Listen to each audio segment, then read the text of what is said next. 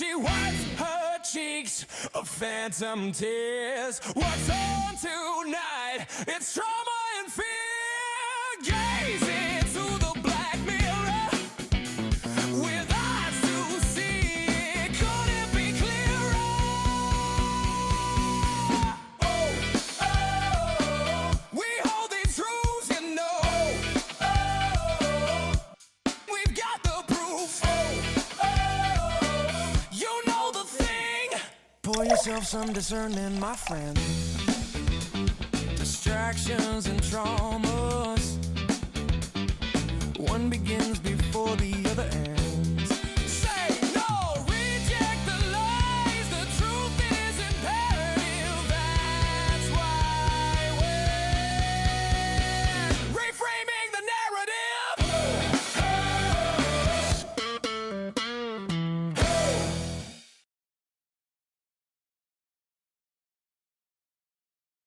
Welcome, everyone, to this week's episode of Reframing the Narrative. And we are so thrilled to have once again one of our favorites in the truth community, Medicine Girl. And this is the long awaited part 2, since we talked way back in 2025 when we were waiting for what the last final shoe to drop would be in 2025. And spoiler alert, they kind of pushed whatever it is into 2026 just to keep us on edge while they're tanking the economy in the meantime. But Robin, so good to see you again. You have just been on fire, writing so much great content on Substack. There's so much to talk about there. But I'll just tee things up and ask you what's been going on since I think it was September, back in the 30s of our episode count that we saw you last. What's on your mind? What's burning for you that you just are really after, besides what you and Agent have been doing with the Shadowban Library? Yeah, the library for sure is where I'm really focusing a lot of my attention. But, Jake and I were talking before with all the whole glitching, and it's more about realizing that there's always going to be an endless sea of rabbit holes that are meant to distract you. And each rabbit hole has a brand new shiny hamster wheel. And not getting just lost in the endless pursuit of finding out the hidden information, because they're just going to keep moving the needle back and just moving it back just a little bit more, you guys, just a little bit more. I think that's the whole QAnon strategy. And lately, the latest distraction is obviously the Epstein files, and it's talk about a big nothing burger. I don't know if you've looked into that at all, but I think it's closely related in some ways to the work that Agent's been doing looking into Pizzagate. Right. But what he's doing is actually looking into the real details, and certainly there have been others out there. Mouthy Buddha comes to mind. He put a great documentary out there about this. So that's real, and I feel like this is just the WWF pro wrestling version of truth to give people just enough of, well, there's something going on, and we're going to get those bad guys, don't you worry. Yeah. But it's just one more distraction. It's just one more distraction that's meaningless. Like, we know all you guys are pedophiles, and we know you're all doing dark stuff. I don't want it in my head. I don't want to know what you're doing. I'm just assuming it's horrible. And, after being in a relationship with a narcissist, and then after interviewing Dr. Juliet Engel, when you go in and try and fix things, you make it worse. Either you point out the holes where they were getting caught so they can firm them up and fill the dam so that they're a better narcissist or a better pedophile or a better child trafficker. Other than, why is there such a big industry? Who is consuming all of this material? And you look at just the degradation of society. That's, I think, more of the issue than, who's on the list? They're all on the list. Otherwise, you don't get to have a seat at the table. And something that Jake and I were chatting with Agent about recently, even there's the famous line from George Carlin. It's a big club, and you ain't in it. I feel like he was even mocking the masses listening to him, because you don't get on that world stage without being compromised in some way. And I have no doubt that George Carlin went to those Eyes Wide Shut parties and saw it all and participated. but he was that faux truth teller. He gave a little bit of truth about how the system's rigged, but not enough to name names or do anything that was meaningful. So in a way, his comedy was very much like the Epstein files. Like it was giving you a little bit of truth, but not enough to matter. That's it. And the comedy is the most dangerous because you really let your guard down. And so I used to enjoy way back when watching Dave Chappelle because he's just kind of, you felt like he just said it like it is. And then he left for South Africa. And then when he came back, there was a different Dave Chappelle. And now he's really pushing the narrative in a really subtle way. And I think George Carlin was doing the exact same thing. They're pushing the narrative like it's a big club. Don't worry yourself about it. You guys are peons. There's nothing that you can do to affect anything. Ha ha ha. As opposed to, that's the opposite of, I think, what is true. I think we do have a lot of power. I think we do have a lot of say. And they want us to think the opposite and just, it's been going on since the beginning of time, so you guys can do nothing about it. Just imagine if we turned the tables on them and we said, well, you don't actually have a big club. It's a small club of a bunch of people with no moral compass who do absolutely depraved things, and you're sociopaths. And the real big club is humanity. And we're tired of being divided by all your distractions and your bread and circuses, and we're not going to take it anymore. And imagine if we could do that, but we always have all these preset dichotomies, these binaries that people just jump into. You criticize Biden, well, you must be a Trump hugger. Right. You say something about whatever. You say something about ICE. ICE, yeah, then you must be whatever. People just come to these conclusions. They just jump right at you, and they can't take a step back and say, wait a second, we have a lot in common, and we're on the same team. Yeah. And I think it's but I do hear it happening more and more. The second it becomes trendy, you're going to see everyone jumping on that bandwagon. Like they've been saying it the whole time. Like I hear people now say, well, there's no such thing as vitamins. And, even talking about the periodic table of elements, but which is fine. I don't mind. I don't need the credit. But you can see how fickle everyone is. They'll sell their grandmother for $1 if they, get in the limelight, literally.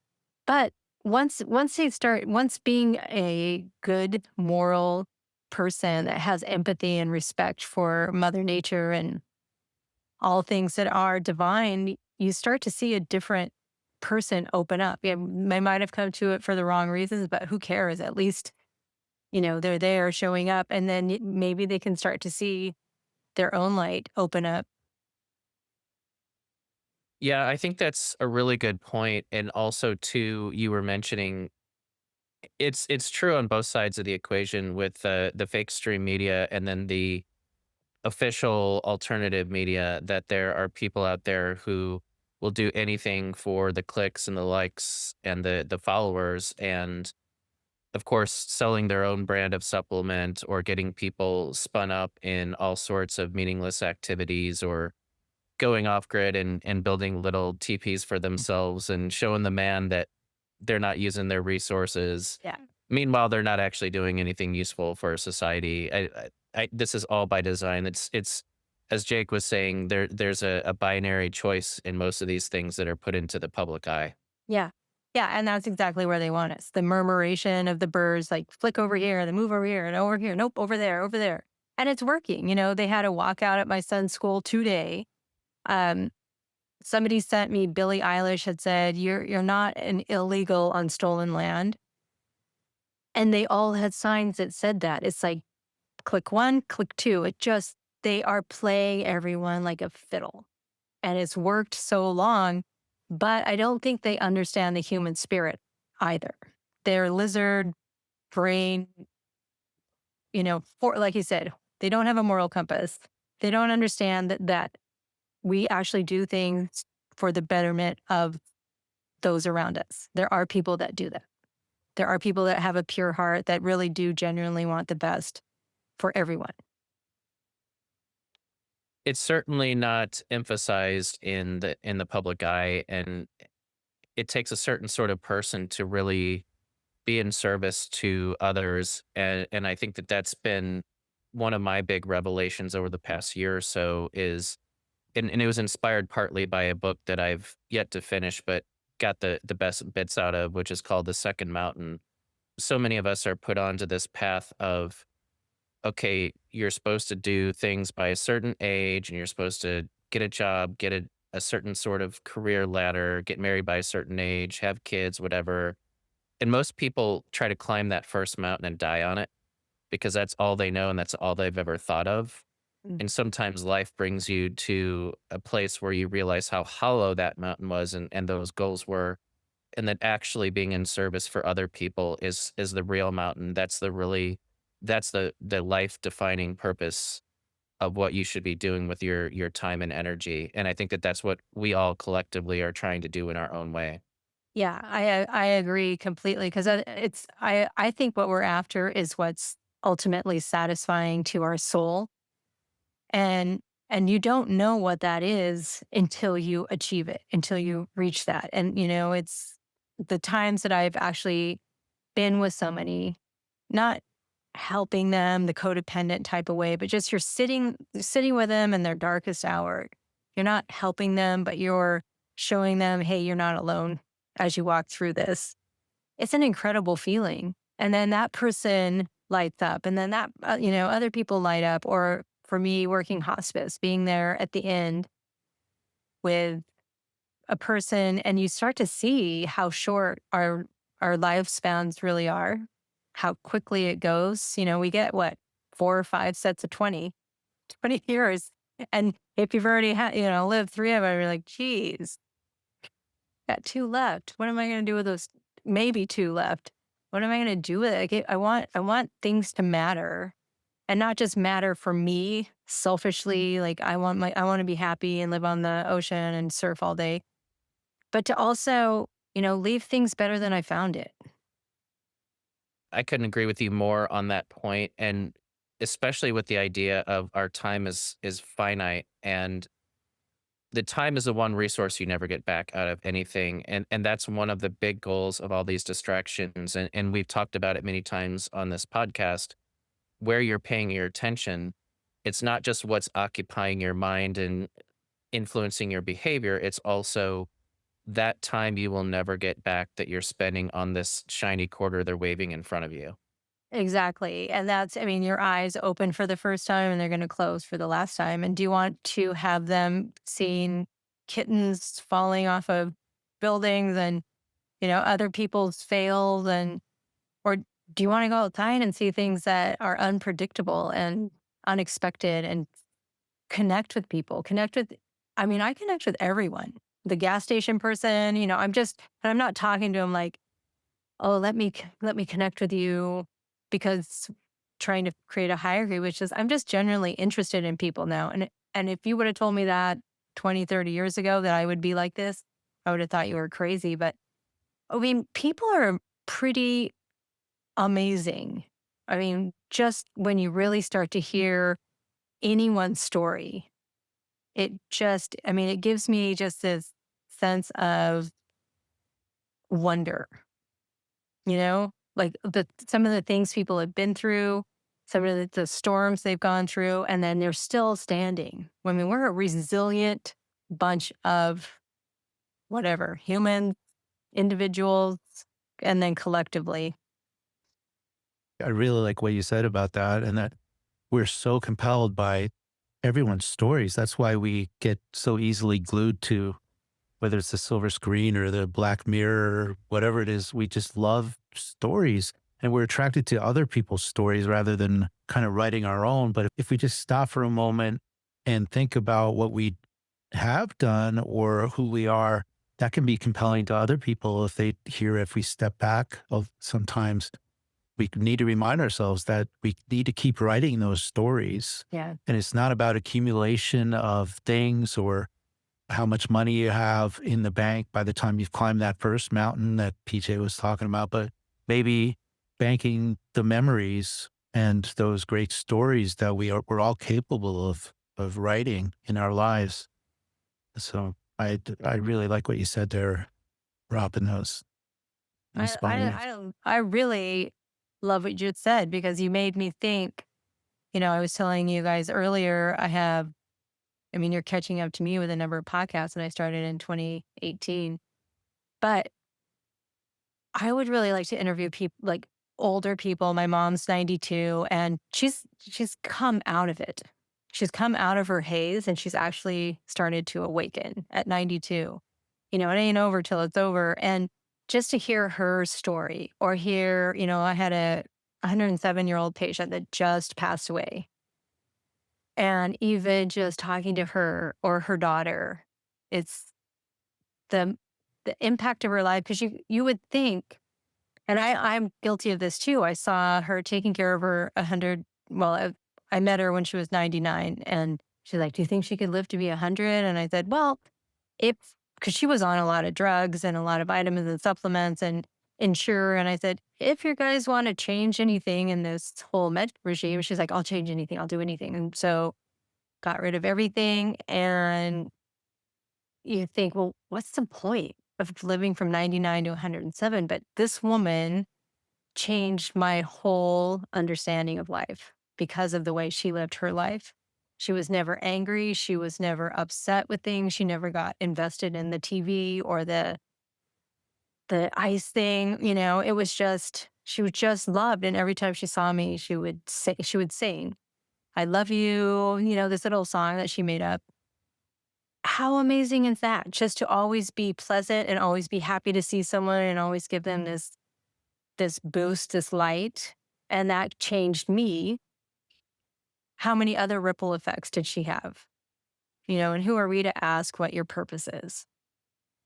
And I'll also borrow a thought that I got from Mark Batterson. So I've mentioned him before on our podcast, Chase the Line, as well as Gradually Then Suddenly. But he's talked about in his writing that many of the things we do have generational impacts beyond us. And what we achieve now really sets up future generations for their greatness and what they're meant for. And when we fail to achieve what we're here for, then we're robbing future generations. And I think that what you and Agent have started building, and we're just tagging along for the SBL, the Shadow Band Libraries, is part of one of your guys' great efforts. Well, I really love that you said that because, I mean, imagine if our kids didn't have to spend 50 years to get over all the trauma and all of the indoctrination and all of the stuff that they kill their spirits with in school and their peers and everything else. Just imagine what they could do. So we're building almost generational spiritual wealth. Absolutely. Yeah. And I think that this one thing I just want to say, even before you and Agent had announced it, when Jake and I started this podcast and we had decided, yeah, we're going to do this and we're just going to try and see what happens. One of the things I said to him at the time, and he can back me up on this, we got to figure out a way to get the truth out there in a way they can't delete, in a way that it's going to be there permanently. And I was like, I don't know how that is, but we Yeah. need to figure that out. And it's so awesome that you guys have built that and are continuing to build that. And that's what it is. So it's something that you can't stop. You can stop a movement and you can stop, these big platforms and censor everything. But when one person is downloading it permanently, and I really want to do the print on demand for people like me that I just need a copy in my hand. The thumb drives scare me because you still have to go on a computer and the computers are not ours. But it's just, yeah, it's being able to create this. I call it, like an on grid, off grid. So we still are part of society. We're not sequestering ourselves and bubbling ourselves off from the cancer. We're saying, we're going to heal all of it. Yeah, and I think that the print material is going to be so important because they can take our electrical grid away. They can figure out ways to kill our computers, but the print word will always be there if we all make an effort to preserve it. And whether or not there was a library in Alexandria and there were secrets lost there, I wouldn't doubt if there were, but that also could be part of his story that, you know, much of this wisdom was hidden, obscured, or destroyed before that. But if there's enough of us with this written down somewhere, the truth can't be denied. And I think that that's what makes a lot of us looking backwards past the early 1900s and making sense of everything before that that much more difficult, because what is written is scant. And especially when we look at the old world and we look at evidence, physical evidence that says, wait, these people were more advanced than what we give them credit for. Why would they build these great structures and then be horse and buggy and mud streets? It doesn't make sense. Yeah. And if only there had been an effort to preserve that somehow that couldn't be denied, then we'd have a better understanding of the world that we're in today. Agree. And that's why they want us so dumbed down. And that's why they're poisoning the water, not to kill us. They don't kill their customers, but to, make us so that we're not able to understand. Like, we can connect to all of that understanding, all of that wisdom. Like, it comes through us. It is still in the collective as an energetic frequency. So we can tap into, that's what I mean by our potential. And even on our call last night, I was mentioning some dude that owns a walnut farm outside of Stockton, and we're just chit chatting. And we got on the subject of fuel efficiency. And I said, oh, there's that guy that made the car that was on hydrogen or water. And he's like, oh, yeah, I saw something. I saw this little engine schematics and it could run on exhaust. So I put half a cup of gas in and I ran my truck for 200 miles on a half a cup of gas. Just That by using gentleman the said exhaust. that? Yeah. Wow. I was like, yeah, first of all, don't tell anyone. Just have you go to like an underground railroad, like, how to buy a car. And then it goes down in the railroad, goes somewhere else. But, those types of things are everywhere. There's 1,000 different ways to run your vehicle. We're just obsessed, like, oh, we got to find that one, way to patent it. Or, we were also talking about the ether and how I was talking to this aerospace engineer who hired me to do a session with him. And then at the end, they're just like, hey, by the way, is it possible that all the fuel they say they're putting in the airplanes is true? He's like, oh, no, that's a hoax. That's 100% hoax. There's just a minimal amount of fuel in it for the takeoff. That's what all the fuel is used for. And then once it hits the ether, it's just basically floating up there for the most part. And so it's just more directional and to keep it exactly where control towers had told them. So all of this stuff we have access to. We don't need necessarily, like Jake and I were talking about, you don't need to constantly be seeking that external, the holy grail. Like, we're going to figure it out only if we get that book or that information that was lost. Like, it's all around us. That desire to have everything in, to quote Radiohead, in its right place before you take action, and to have all the knowledge and like to have a PhD in every single thing that you're considering doing before you do it. And like, let's say you want to go on a hike, you have to go out and buy hiking shoes at REI. You got to get the right shorts, or you might have an emergency pack and all this. All it does is prevent you from action and finding your own way. And you'll never get there. But I just had to say that. But I think the analysis paralysis. Yeah. You're supposed to be a good human citizen, and make sure you've got all your boxes ticked before you go out into the terrifying wilderness. You got to have water and whatever else they have. Yeah. But one thing I think this conversation is pointing to is something that's been on the two of our minds recently, which is abundance, and just focusing even on the idea of efficiency kind of reinforces the paradigm of scarcity, that we have to use resources better. And of course, we don't want to waste resources, but I think there's paradigms and there's systems that we can tap into that go beyond the ones that we're given, which are all about scarcity. And that hits person against person, Yeah. community against community, whatever, what have you, block against block.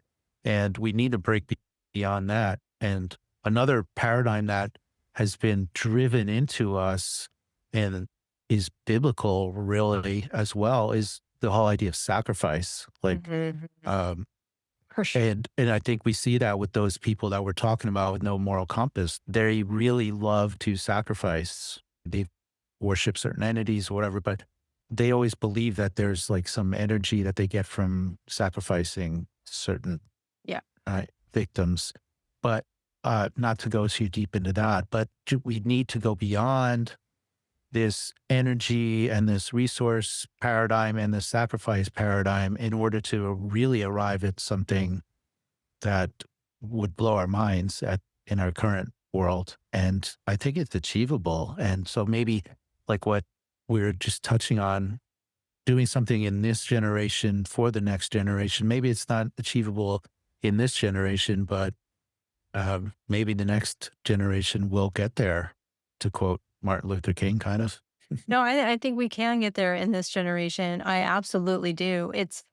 We have been collectively paying our attention through, if I work at a job and I go by Starbucks, I'm paying pedophiles and psychopaths my energy. So I'm contributing to that part of the energy. So once you start to shift that, it can change in an instant. So we're not paying our light energy to the darkness because that's what they feed off of. And when you're talking about abundance, that's it. We have to have Darwin's ridiculous theory of evolution that I got to get mine before the next guy because there's only a scrap left for a million people. And the way they set up overpopulation and the way they set up the resources. They can't have us know that primary water is the most abundant water. You couldn't use it in a lifetime with every single person on the planet running the water 24 hours a day. It's abundant. But they have to make us think it's our most precious resource and you got to turn on your neighbors if they're watering a lawn, and so you bring the morality into it, the scarcity. They do the same playbook. So once you see the playbook, it's just like yawn fest. They do so boring. You guys are doing the exact same thing over and over and over. And the more people that start to see it, they're going to lose their smoke and mirrors. It's not going to work anymore. The emperor has no clothes, and we peeked behind the curtain, and it's just some old, gross, ugly dude doing bad things. I couldn't agree more. And probably at least one of those images in many people's minds would be Bill Gates. I mean, he deserves all the ridicule he gets. What a disgusting person he What a is. disgusting human being in all ways, shapes, and forms. And all of them, all the corporate psychopaths that only want more. They're hungry ghosts. They're not even human. A Yeah. human, you have to see there is no animal that behaves that way. So they're even lower than the lowest of the lowly animals Couldn't or agree. snails. Yeah, couldn't agree more. But I think that what you two were touching on with abundance, and obviously it's been a reoccurring theme for Jake and I in our podcast, but it's so powerful to understand, and it's so hard to untrain your mind for scarcity because we've been raised into that world and that mindset. I literally earlier today I had to snap myself out of a little funk because I was like, wait a minute, you're living in scarcity. Look at all this opportunity out Yeah. there. And what are you doing? You're obsessing over one thing that didn't go your way. That's stupid. Yeah. And that's just how we're raised. And even though I recognize it, even though that's been one of the big aha moments over the past year for me, I still have to try to untrain my brain for it. That's how powerful that indoctrination Oh, is. it's so powerful. And it's so powerful. I mean, even when I took my son out of school and homeschooled him for a year and a half, it was the most anxious I have ever been in my life. Like, what am I doing to him? And like, oh, he's got to learn this math and science. And, even though I know for sure it's all BS, from start to finish, what they're doing is stealing their childhood and they're killing their spirits. That's the whole design. so that you feel hopeless. That's why we have superhero movies. You guys can't save yourself. You got to hope Superman's going to come and rescue you, or the knight in shining armor, or whoever. Star Wars. It was the rogue heroes that are going to save the masses. I think that's one of the biggest issues that we have is to sit and cool our heels while we're waiting for a savior. Look at the way the MAGA faction has just laid down and tolerated all the craziness that we've been subjected to over the last, if we're going on 6 years now, right? Yeah. With the COVID malarkey and Operation Warp Speed and Fauci and everybody. There's been zero trials, zero apologies, zero reprisals, nothing. And that's one of my fears, or I think one of my predictions for this whole Epstein thing. In a way, it's good. We can mock people like Bill Gates for worrying about maybe giving Melinda an STD or whatever is going on, but we can't get too attached to it. But in a way, I think it's going to be a nothing burger because nothing's going to happen. Nobody's going to pay the price. And psychically and spiritually, when society does nothing about this kind of thing and they get away with it, we're going to end up having been told with the revelation and the method. Now everybody knows the world is run by pedophiles, by depraved people. And then what are you going to do about it? The psychic message is, oh, well, I got to pay my bill. I got to go to work. I'm not going to do anything about it. No one's going to be held accountable. And that's permission, unless we do something to change. Right. And that's what they want. And that was what the whole pronoun thing was. Because I kept thinking, like, why are they doing, why is this whole trans thing getting pushed? It's so that they can have it all on the outside, which is our consent then. Because if we don't know about it, we can claim ignorance. I didn't know this was going on. They have told you. Now they have told you. So now if you continue on status quo, you are giving your consent. And that's, for whatever reason, I have seen time after time, they'll coerce you into doing something, but they have to have your consent. Whether that, if their religion truly works and they worship Satan and they actually get power from it, or they just think they do, I don't know. But it is that there is always going to be the consent, and there is always going to be the legal workarounds if you don't want to do it. And that's just another aspect of the paying your attention.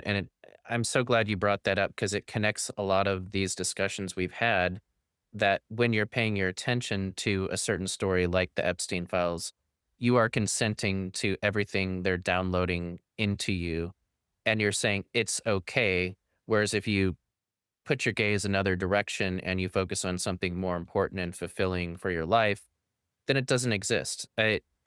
I literally never look at CNN or any of those fake stream media sites anymore. I haven't for a long time.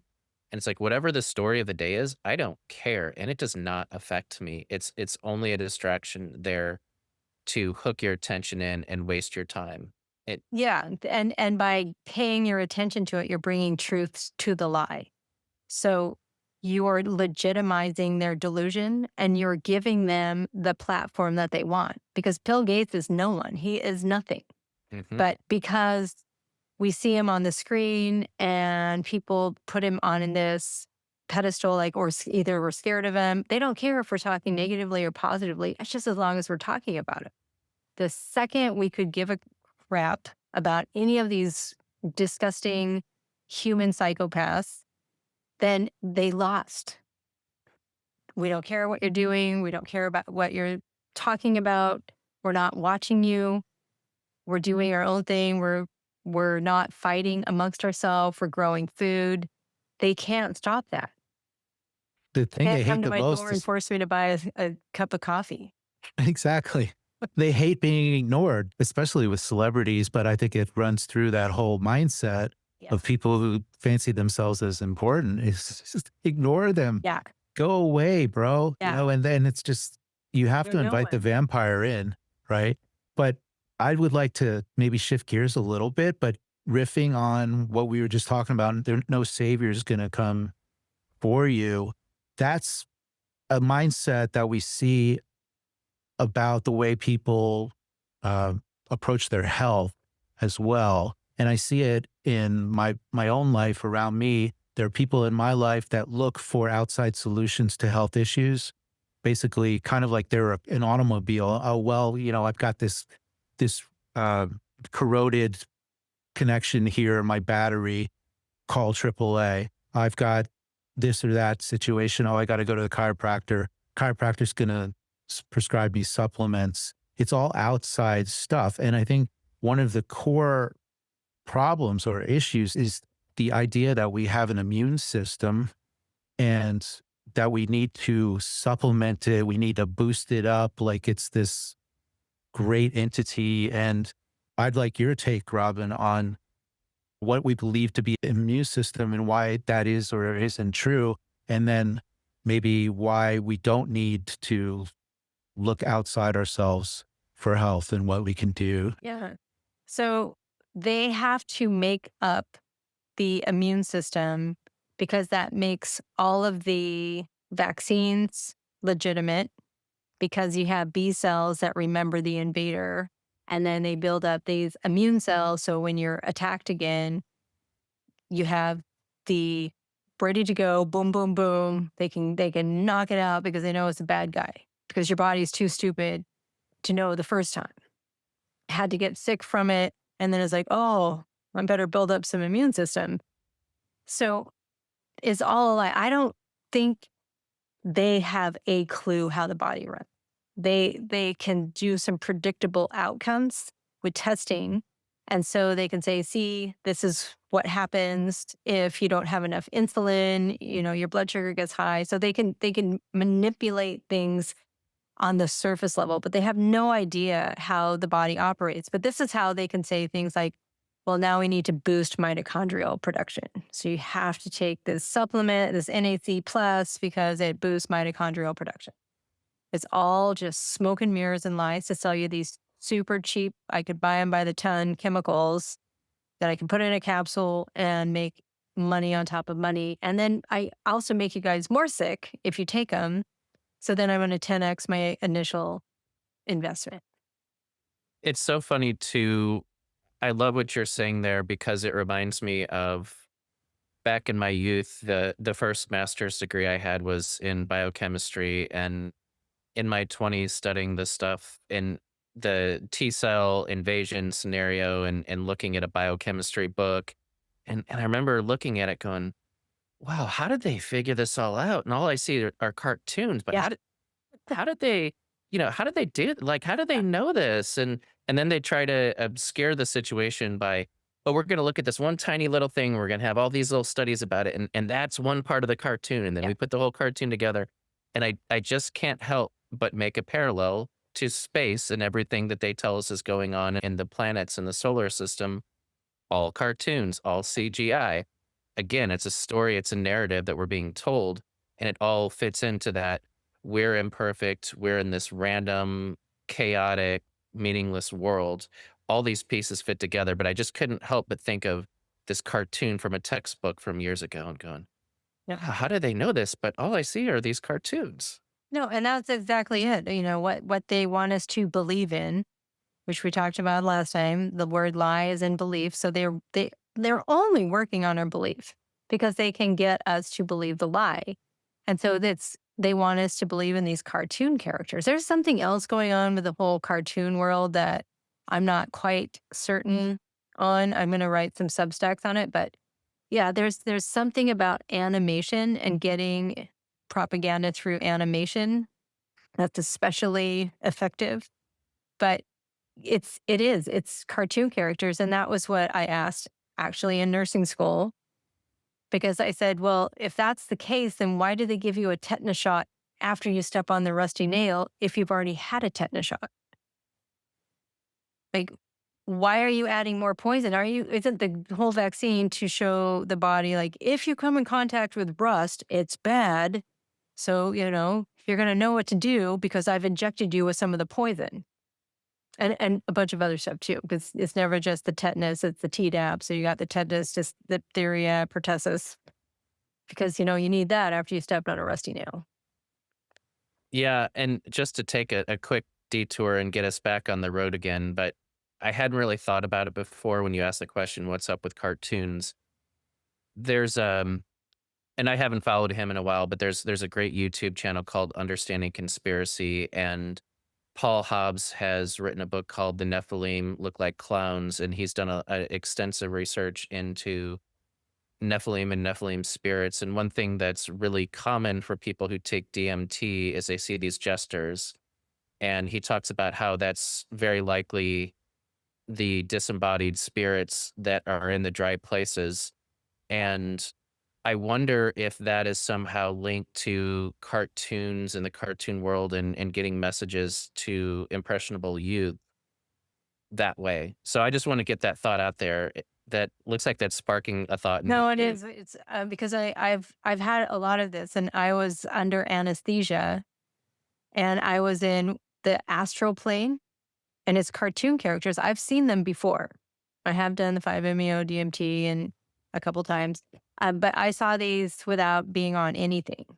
I've seen the astral plane, and it's cartoon characters. I'm so glad you said this, because then when I was under anesthesia, I woke up and I said, thank you for bringing me back, because they were trying to keep me there. These cartoon characters, and it's not an enjoyable place. But I think that's what, I can be completely wrong, but I think when you transcend, when you die, they want you to recycle back in, come back, consent, and it'll be like Jesus or some savior figure that you have worshipped, and they'll convince you to recycle back into the soul trap planet, the prison planet,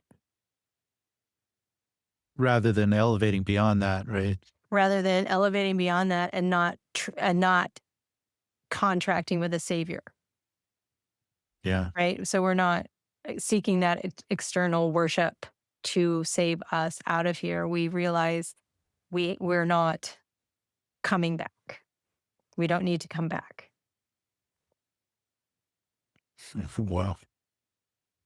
Well, there's a lot of ways to look at that, but I certainly think, and you're not the first to talk about the cartoon world that people have seen under the influence, and I think that that could be very much related to the cartoon push on TV, which we know is its own form of sorcery. Yeah. And every single virus is a cartoon character. The outer space is cartoon characters. Inner space, atoms and protons and neutrons and all the stuff that they convince us is how it works, looks the exact same as outer space. Those are all cartoon characters. So it's not the actual reality. And if you look at, there's work by Dr. Jerry Barzinski on actual entities taking over bodies that, people that have mental illness can actually see. And they can see these entities stacked up outside of a bar waiting to inhabit people that get really drunk or really inebriated or really, on high on drugs.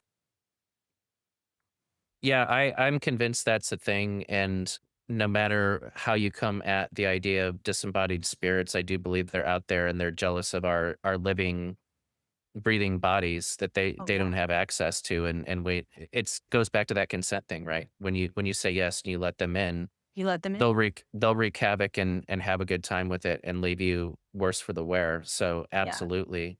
And you can And feed and water the demons if they have inhabited you with the alcohol, and they will try to puppet you around to get more and more alcohol, but they will leave. The easiest way is to not drink mhm. alcohol or take drugs of any kind that are mind altering, which, the whole psychedelic community, they think it's saving lives and curing depression. It's not. It's just opening your soul up to things that we have no understanding of.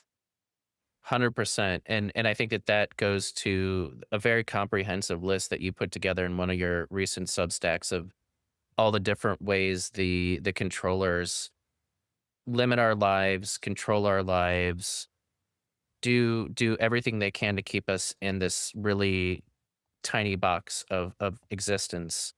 And I think that kind of bringing things back around to our earlier conversation, bringing us into a place of scarcity where outside of that box, there's so much more abundance and other ways of living. And I think that is the solution to, as I read through your comprehensive list, many readers would say, so what then? And it's like, well, recognize the abundant world around you and go be part of that. That's exactly it. Because what we're doing is we're staring into a microscope at that one little speck that's wrong. But they've blown it up on all these scrying mirrors, the screens and the big television sets and everyone's phone and our computers. And like, look at this, look at this. It's horrible. It's horrible. It's horrible. When, you know, I was talking to one of my friends and she said, if you and I had just been going on our hikes this whole time and hadn't, listened to any of it, no, we wouldn't have known anything was going on. It would have just still been nature is still nature.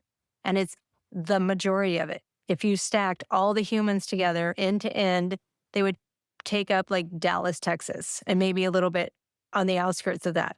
You know, it's not what they're telling us it is. And so we don't, like you said, your whole show, reframing the narrative. We don't have to accept and consent to the one that they're giving us. Totally. And look how many there, look how, I'm sorry to interrupt, but I'm like, that's the whole point. That's the masses. That's the collective. We don't have to collectively disengage and stop buying things. We have to collectively understand that. That's what they're scared of. That's why they need us on fluoride and calcified and dumbed down and drunk and, liquored up so that we don't have that understanding. And they want us and we dis- limit our potential. Go ahead, Jake. Yeah. Well, they just want us distracted from seeking that out. So we need to seek out that abundance and find our own way. And like we were saying, to whether it's in the astral plane or not, to elevate ourselves beyond just that momentary pleasure or distraction or the divide and conquer, all of that stuff. All Yeah. seeing And each other as the enemy. That's the other big thing. You're stupid because you took the vaccine, but I'm smart because I took the horse paste. It's the same thing. It was just like, we're all in this together. Like we all make mistakes. Every single one of us. How do I know? Because you're human. So let's move forward with that understanding. That's the beautiful part of us. Otherwise, what are we? AI? I don't want to be AI. speaking of AI and tying back to the SBL, the shadow banned library, if you look out there and you see the trend towards the way people seek information and interact with AI these days, you can easily envision just a locking down of all information and only having the approved narratives available through this AI and all these LLMs that they're generating out there that they're building. And I was just watching a video from The Good Citizen. I don't know if you're familiar with The Good Citizen on Substack, but he shared a video and it was really about how all the Zionist forces were openly saying we literally need to program LLMs so that basically you will have no other no other angle on Yeah. whether it's history or whether it's, who is good and who is bad or anything like that. And so we really need to kind of like a BitTorrent, get information out there and consciousness out there. And the only way to go beyond it is not to fight it directly. It's basically come up with a better system or a better consciousness. Yeah, Yeah. not to fight any of it directly, because again, that only strengthens it and gives it legitimacy. If I'm fighting against something, I'm saying you're worthy of my attention to fight against, instead of, you're not even worth my thought. And then again with the AI, it's subjugating our intelligence, our intellect, our creativity to, like chat and saying, okay, you tell me if this is true or not, which is where it's all going. Because I had an instance where my son's friend was over and I was telling my son I can change lanes without hitting any of the reflectors. Really proud of that. And then his, his friend was like, that's not possible because I asked chat. And I was like, but I can show you in the physical that I can do it. You can see, you can hear when I'm hitting the reflectors, and you can see like I can glide through and hit it in just a certain angle that I'm not hitting any of the reflectors in my extended cab Tacoma. I mean, it's a big truck, so it's like takes a lot of skill. But the argument wasn't, okay, show me, get in the truck and show me. He's like, nope, I already know you can't do it because I've asked the black mirror. This is an open question, and maybe you and Agent don't have an answer now, but it's a question worth considering. How do you fend off or stay in the cracks outside of the gaze of Sauron and AI from coming to try to shut the SBL down, or to take, to subjugate it in some way, or to, I don't know, just to deplatform it. I think that, again, it goes back to that question that I posed to Jake almost, more than a year ago now. How do we make this permanent? How do we keep this truth out there? Keep it in the collective so that each person is responsible for things that light them up. Download the books now, because they are coming for us. There's no question in my mind. And unless you're an 80-20 person, meaning 80%, I'm going to give you 80% of the truth, and then I'm going to get 20% is what I'm getting my instructions from, to get you to poison yourself or transfer your wealth or dumb down your power, or, put a bullseye on a bunch of people's backs, whatever they would like. So at a certain point in time, you won't know I existed. You'll forget about me. You'll forget about the information, which is why it is so important to get things downloaded, print on demand, because what I'm talking about is evidence-based reality. Anyone can start to see it. I'm not looking at studies, nor will I ever look at studies, because they're owned by corporations, and they're going to give you an answer that they want you to see. All of it is to sway you. It's all snake oil salesmen just trying to capture your attention and convince you of this and convince you of that. Where once you start to see it, once you start to see the playbook, once you start to see like, oh my gosh, I'm powerful, I have discernment, I can start to figure this stuff out. I don't need to ask Robin all of these questions like, what do I do about this? What do I do about that? You start to realize it's so simple, because, in the last Substack, I had all of the things that they're doing. I'm trying to add it up, add it up, and add it up, and like a paragraph of solution, because it's the same solution that I write on every single one. It's not complicated. Or like the movie I Am Ben-Hur, Right. when we're Exactly. all the hero, right? When we're all preserving this information. And that's what it comes down to. When I say, to join my peer membership, which is now going to be on the library, I have to get people to say there is no hierarchy, meaning I am not above you guys. I have just figured this part out. That's my brilliance and my perspective of all of the insanity that I went through in my life. What's yours? Because that's equally as important and equally brilliant. And once people start to see that, they start to open up. And the woman on the call last night was talking about, just some random stuff. And then she was like, oh, and about the fuel efficiency. And she gave, all of these like really easy to do things to start doing now. So that's the power of the collective, not the hive mind, but we're, realizing we're all connected to one another, and teasing out that brilliance from each and every one of us. That's why they want us fighting. So the second you come at me and tell me, whatever, I'm a bad person if I don't accept the narrative, or I think ICE is propaganda and it's all stage theater and politics are this two wings of the same bird, then you're after me, and we can't ever see each other. And I think the power is in when I finally just, we let our armor down, and we sit there and we truly listen, and we're actually engaged because we're interested in what the other person has to say. We're so indoctrinated or conditioned to want to prove that we're right all the time. And I think that's like, just think of the debates that you do in school, like in middle school or something.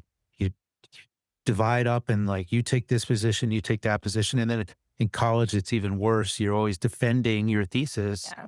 And so we're so conditioned to just jump at things. So like when you come out and you say, well, DMSO is a solvent and it's gonna do this and that, um, it's it's actually a negative, it's not a good thing. Or you say vitamin D3 is cholecalciferol is rat poison and it's it's bad for you and you've experienced that. That's how you discover that. People will come after you because they always feel they have to take a position and they don't step back.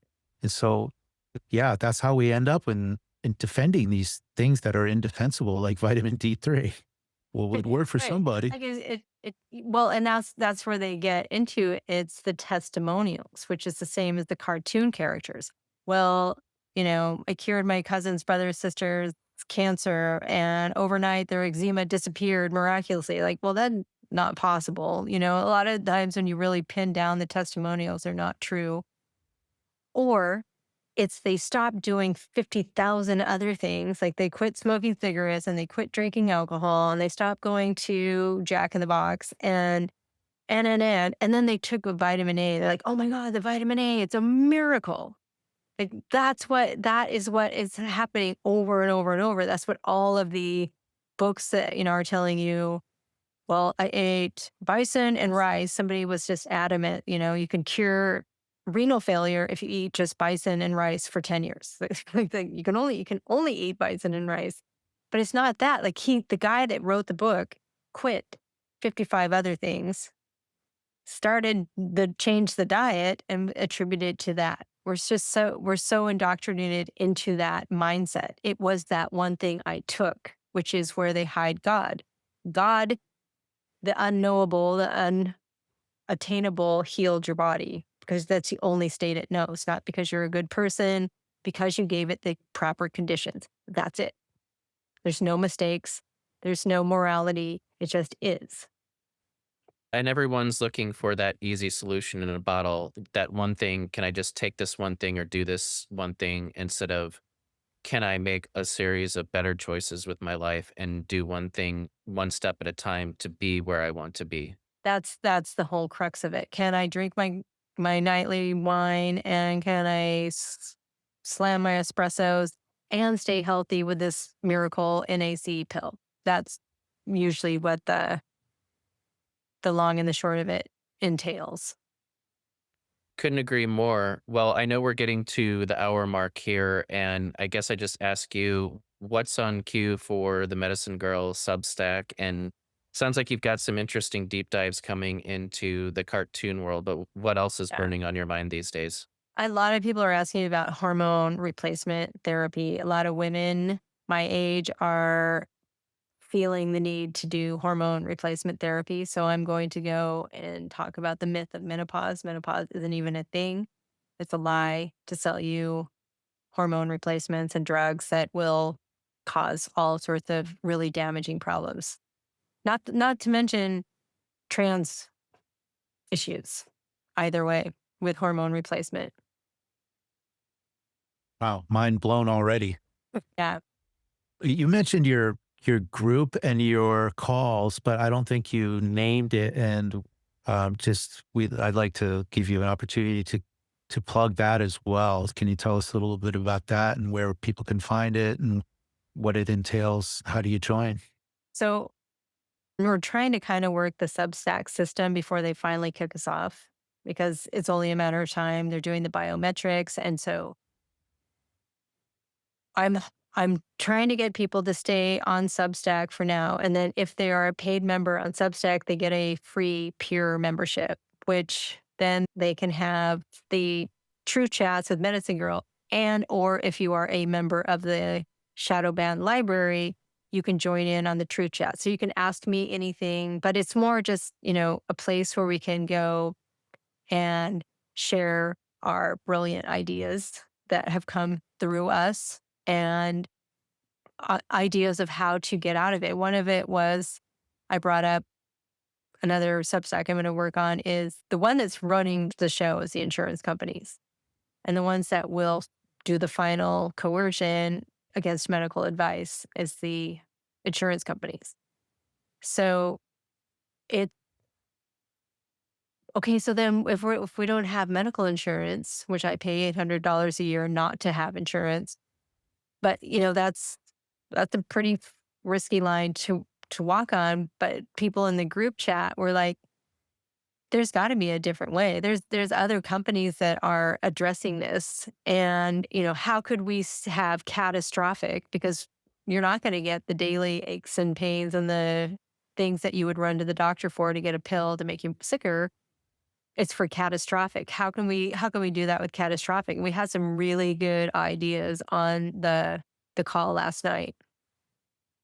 So that's what the truth chat's about. So if you're a member of the Shadow Band Library, it's every Tuesday at 5 p.m. Pacific Standard Time, and Friday mornings at 8:30 a.m. Pacific Standard Time for those that are overseas. So I get a lot of people in the UK and Australia, New Zealand that are on that call, which is it's a totally different. I mean, everyone's so polite. Nothing that one.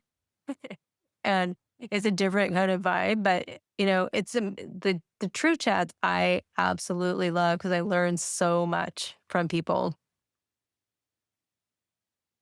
I can't wait to get on one of those. Yeah, just I talk really about want you that. guys on. You can be the guest speakers, guest of honor. Count us in. Too. Yeah. Yeah. Good. I will count you in. Anytime. You guys are welcome anytime. That's amazing. The Well, important time I have to queue it up and let people know you're coming on, that would be great. we'll definitely talk about that offline, and we'd love to be a participant many times over. And I'll just say, too, we'd love to have you back on our show whenever it makes sense.